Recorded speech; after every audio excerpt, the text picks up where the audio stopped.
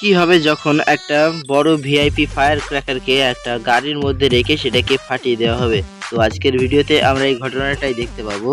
তো এই এক্সপেরিমেন্টটা করেছিল মিস্টার ইন্ডিয়ান হ্যাকার, সেজন্য এই ভিডিওর পুরো ক্রেডিটটাই তার কাছে যাচ্ছে। তো তোমরা দেখতে পাচ্ছ কিভাবে প্রথমে বোমাটাকে গাড়ির মধ্যে একটা ভালো জায়গায় রাখা হচ্ছে, তারপরে রাখার হয়ে গেলে সবাই নিরাপদ স্থানে পালিয়ে যাচ্ছে।